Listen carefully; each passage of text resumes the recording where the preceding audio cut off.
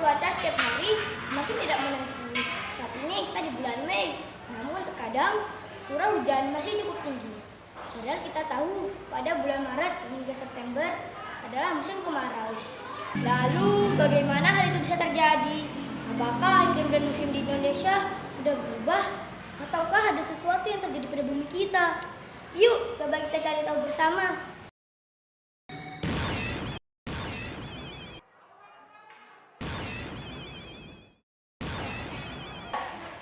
Pernahkah teman-teman mendengar emisi karbon? Emisi karbon adalah salah satu emisi gas rumah kaca yang mengakibatkan pemanasan global. Hal inilah yang membuat cuaca menjadi tidak menentu dan lapisan ozon semakin menipis. Nah, salah satu penyumbang emisi karbon adalah sistem perjalanan makanan loh. Bagaimana bisa ya? Teman-teman, coba kita amati bersama sistem perjalanan makanan yuk. Makanan berasal dari peternakan dan pertanian. Selama proses ini, ternyata emisi karbon bisa terjadi. Hal ini disebabkan karena lahannya beralih fungsi, kemudian penggunaan pupuk serta pestisida yang berlebih, yang penguapannya mampu menambah jumlah emisi karbon. Pada peternakan juga begitu. Selain alih fungsi lahan, makanan yang disiapkan untuk hewan juga menjadi lebih banyak dan lahan peternakan juga akan semakin besar. Sehingga banyak atau sedikitnya emisi karbon yang disumbangkan bergantung jumlah ternaknya. Di pabrik pun, pendinginan, pengemasan makanan, dan bahkan pengolahannya pun juga dapat menambah emisi karbon. Pada pabrik, salah satu penyumbangnya adalah terabang boiler. Bagaimana cara kita agar bumi bisa selamat, sehat, dan menjadi tempat yang nyaman untuk kita tinggal? Ini adalah beberapa kegiatan yang dapat mengurangi jumlah emisi karbon. 1. Bijak dalam memilih makanan.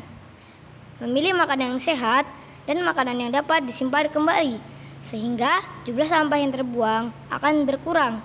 2. Mengurangi sampah plastik. Dengan membawa tas belanja sendiri, maka penggunaan plastik secara berlebihan juga ikut berkurang. 3. Mengolah makanan sendiri. Dengan mengolah makanan sendiri, kita juga dapat mengurangi distribusi makanan yang terlalu panjang dan dapat mengurangi jumlah sampah plastik. 4. Mendaur ulang dan memanfaatkan kembali sisa sampah. Bagaimana hasilnya? Bagus kan? Memanfaatkan sampah organik sebagai pupuk alami. Cangkang telur mengandung kalsium yang baik untuk pertumbuhan tanaman. Saya memanfaatkannya untuk dijadikan pupuk. Kesimpulan kegiatan yang sudah saya lakukan adalah: 1. Beberapa sampah bisa dimanfaatkan menjadi barang yang layak guna kembali dan pupuk alami.